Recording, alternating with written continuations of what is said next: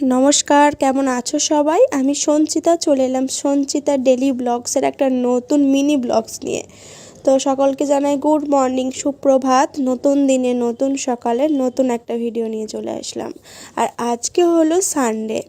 তো রবিবারটা অন্যরকম হয়, কারণ কাজের ছুটি থাকে, একটুখানি বেলা করে ঘুম থেকে ওঠা এইসব নিয়েই চলে যায়, রান্না বান্না থাকে। তো সকাল সকাল উঠে ঘরের সমস্ত কিছু কাজকর্ম করে নিয়ে আমি দেখো এখানে একটুখানি বিটের রস খেয়ে নিচ্ছি। বিটের রসটা খেয়ে তারপরে এই যে বেরিয়ে পড়েছি, একটুখানি বাজার যাব। বুঝতেই পারছো, রবিবার মানেই তো একটুখানি খাওয়া দাওয়া, একটু ভালো কিছু রান্না করা, 2 পদ 3 পদ রকমের রান্না করা। কিন্তু আজকে সেইটা হবে না, 1 পদ রান্নাই হবে। আর ফ্রিজের মধ্যে একটা তরকারি আছে, সেইটা দিয়ে হয়ে যাবে, মানে 2 পদ হয়ে যাবে। তো রান্না 1 পদই হবে। তো এখন যাচ্ছি দুজনে বাজার। এই যে জুতো বার করছি। আর সত্যি কথা বলতে কি, বক্সটা করে আমাদের না খুব সুবিধা হয়েছে, এত জুতো হয়ে গেছে যে কি বলবো। তো জুতো ওই জন্য সাজিয়ে সাজিয়ে রাখার সুবিধা হয়েছে, টুক করে বের করো আর পরে চলে যাও। তো দেখো এখানে গাড়িটা বের করলো, গাড়ি করে আমরা বেরিয়ে পড়েছি বাজারে। আর আমাদের এখানে বাজার, মাছের বাজার বলো আর সবজির বাজার বলো বা আদা রসুন, দেখতেই পাচ্ছ একদম ছড়াছড়ি, কোনো সবই পাইকারি, কোনো রকম অসুবিধা হয় না আমাদের এখানে, সব পাওয়া যায়।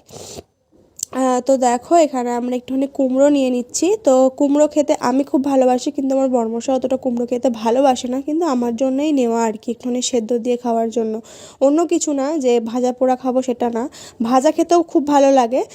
দেখা যাক কী করি, সেদ্ধ দিয়েই খাবো, হিসাব করেছি সেদ্ধ দিয়ে খাবো। তো বরমশাই যেহেতু তরকারি আরে খেতে চায় না, কিন্তু রুটির তরকারি হলেও খেয়ে নেয় ঝাল ঝাল করে একটুখানি কাঁচা লঙ্কা দিয়ে করলে। আর কুমড়োর তরকারি মানেই তো নিরামিষ, তো তাই জন্য দেখা যাক কী হয়। তো একটুখানি 1 কেজি মতো কুমড়ো নিয়ে নিলাম, আর 2টো নারকোল নিয়েছিলাম। একটুখানি আজকে পিঠে বানানোর ইচ্ছা আছে, মানে হচ্ছে পাটিসাপটা পিঠে। তো দেখো বাজার থেকে তো চলেই আসলাম তোমাদের সাথে গল্প করতে করতে। তো বাজার থেকে চলে আসলাম, আর মাছের বাজারে দাঁড়িয়েছিলাম, এত কাদা হয়ে গেছে জুতোগুলো যে কি বলবো। তারপরে দেখো এখানে এসে কিন্তু চা করে নিয়েছি। সকালবেলা কিন্তু দুজনেই বিটের রস খেয়ে নিয়েছিলাম, বিটের রস করে খেয়েছিলাম। আর তারপরে এসে চা খাবো বলে, কারণ বাইরে প্রচণ্ড ঠান্ডা, এখন তো 13-14 ডিগ্রি সকালবেলাতেই টেম্পারেচার, মানে তাপমাত্রা থাকে। তো কি বলবো, এত ঠান্ডা, তাই জন্য চাটা খেয়ে যায়নি, এসে চা খাবো বলে। তো এখানে আদা চা করে নিয়েছি, ফুটেও গেছে। এবার চাটা একটুখানি ঢেলে নেব, ঢেলে নিয়ে তারপরে দুজনে মিলে বসে বসে গল্প করতে করতে একটু চা খাবো। ওকে একটুখানি কেক দিয়ে দিয়েছি, একটু কেকটা খাক, তারপরে চাটা খেয়ে নেবে। আর আমি তো চা কেক একসাথেই খাই, আমার ওই সব কিছু অসুবিধা হয় না। নাহলে কেক খেলে কি বলো তো, একটু মিষ্টি হয় কেকটা, তো তাই জন্য আবার চায়ের টেস্ট পাবে না আমার বরমশাই, আমিও পাই না, কিন্তু আমার চলে যায়। তো ওকে আগে দিয়ে দিয়েছি, একটুখানি খাচ্ছে বসে বসে, আর আমি এখানে চা ঢালতে ঢালতে দেখো অর্ধেক পড়েই গেল। আমার যে এই সসপ্যানটার একটা কিন্তু হ্যান্ডেল ছিল, সেই হ্যান্ডেলটা, চলো চাটা ঢেলে নিই, ঢেলে নিয়ে তারপরে দুজনে মিলে তো বললামই গল্প করব। আর আজকের ওয়েদারটাও কিন্তু খুবই এখনও পর্যন্ত রোদ বেরায়নি। আর এখানে এক্সট্রা একটুখানি চা আছে, তো সেটাকে ঢেলে নেব।